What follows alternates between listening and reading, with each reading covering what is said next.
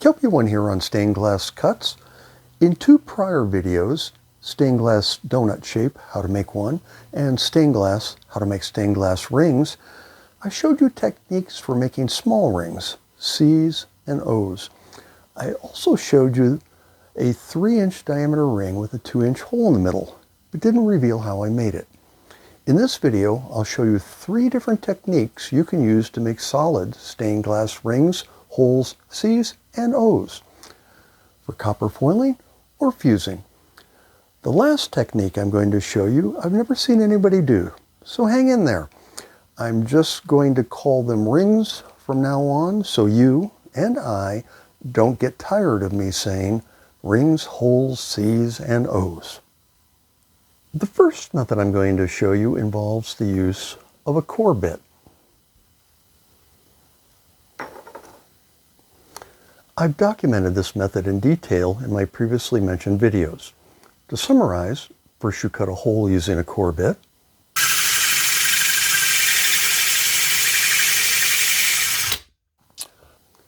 Then you center the piece of glass on your circle cutter, score it, and break it out.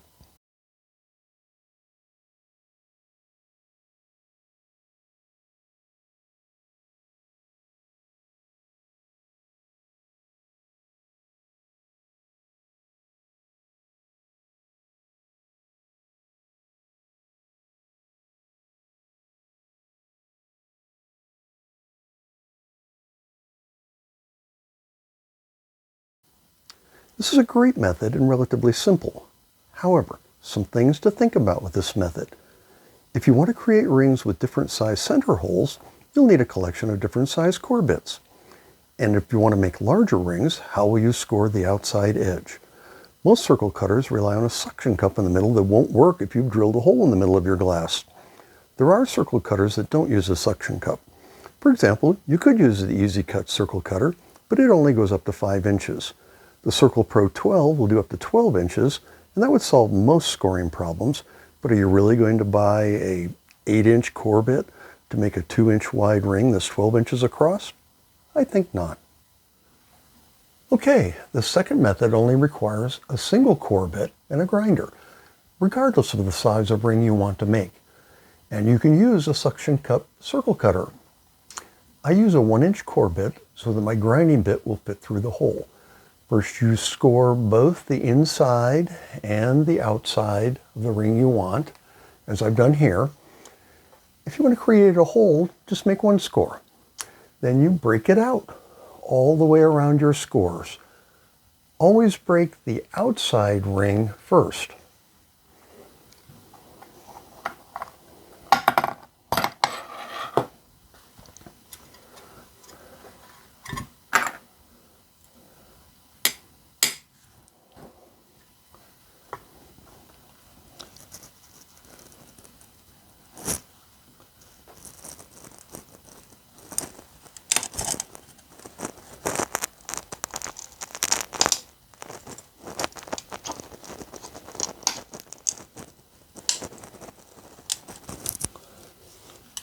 And then the inside ring.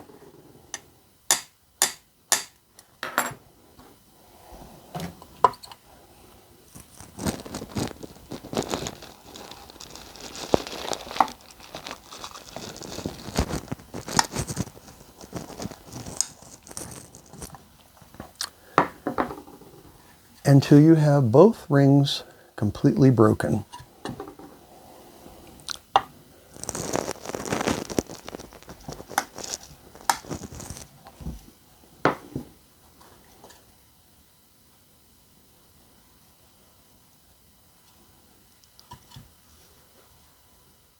Now, I'll take my core bit and create a hole more or less in the middle of the glass.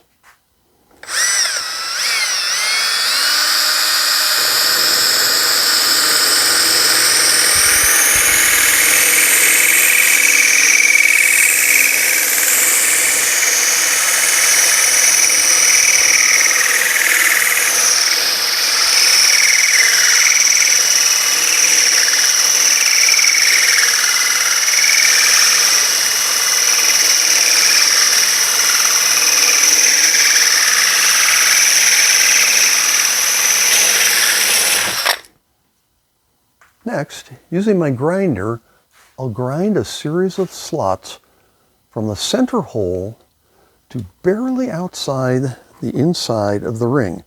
To accomplish this, I need to remove my splash guard.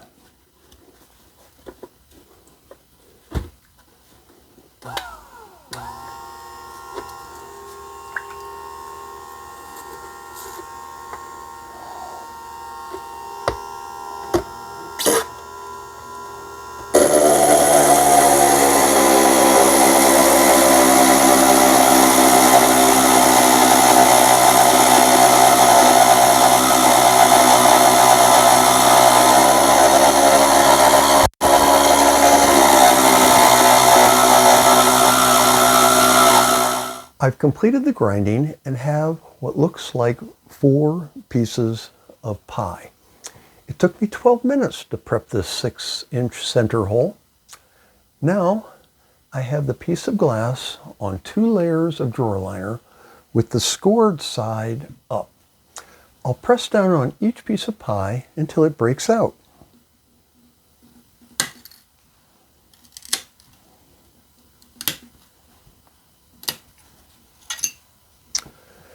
And there's our center hole.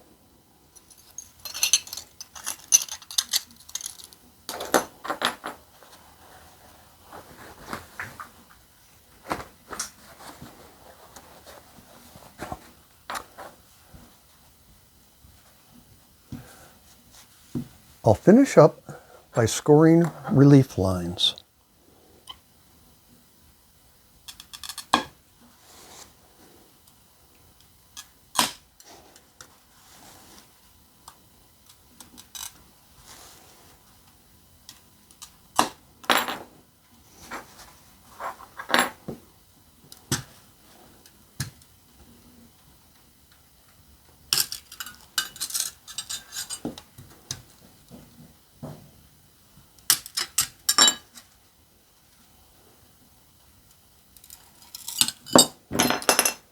And there you have our ring.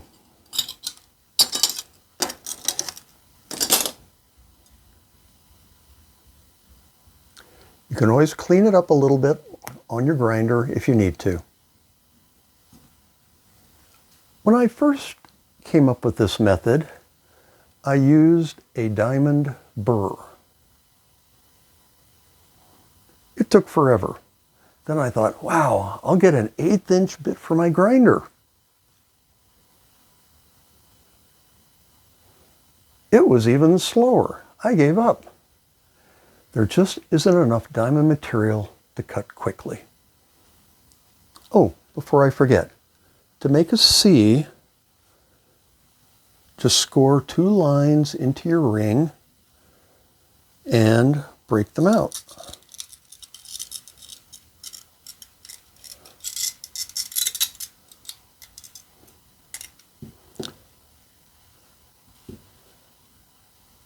I used my running pliers to crack the score before I just did that. Now for the new method. It doesn't require a core bit. You can use a suction cup circle cutter, and the size of your ring is only limited by the size of your circle cutter. I'm going to demonstrate making a 7-inch diameter ring that's only 1/2 inch wide. The nice thing about single layer 1/2 inch wide rings is when they're fired, they create beautifully finished looking rings. On this piece of glass, I've already made my 2 scores and I've broken them out all the way around.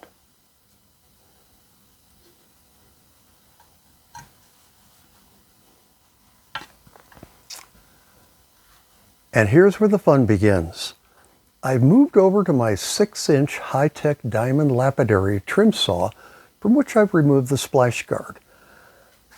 I'll put my safety equipment on, my shield, and I'm going to spread some water. I'll be making 4 cuts with the saw, creating 6 spokes that stop just short of the inside score line. Again, you don't want to cut into the score line. And here we go. Thank you.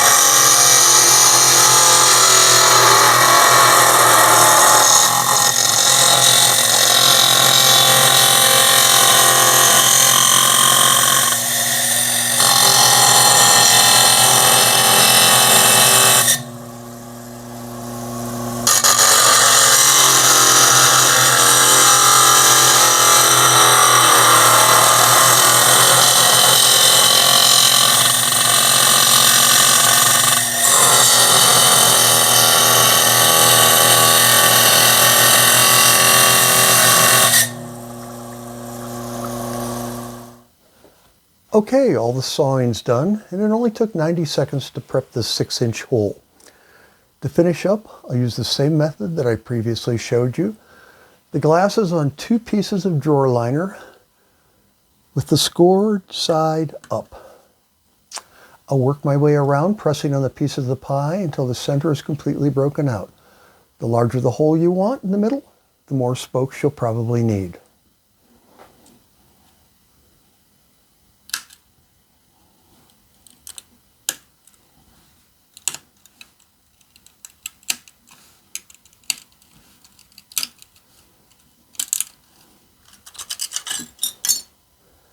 And there we have our hole.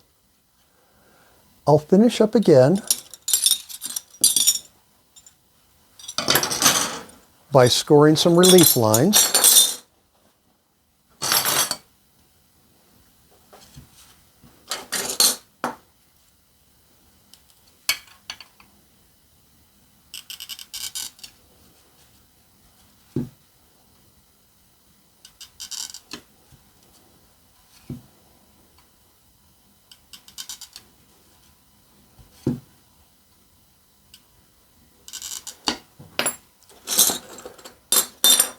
And taking my running pliers,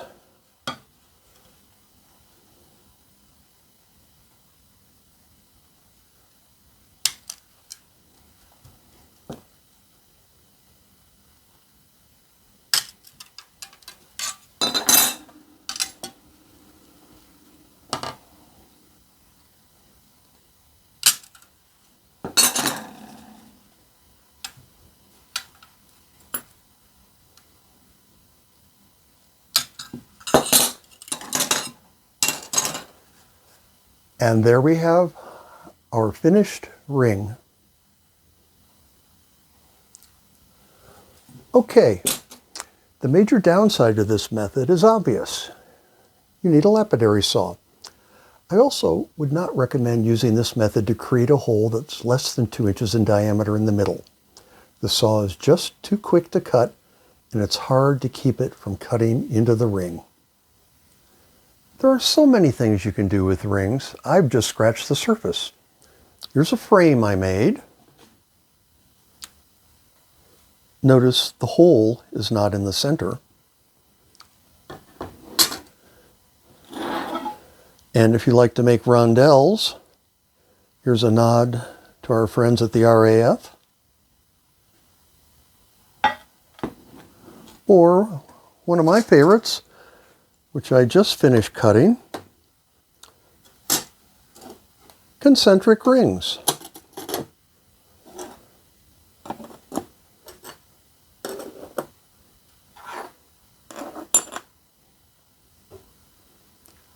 Just think what you could do.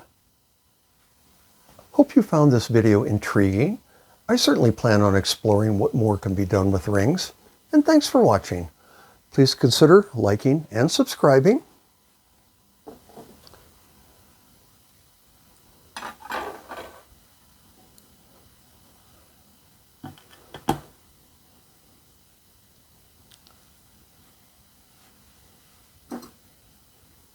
Cheers.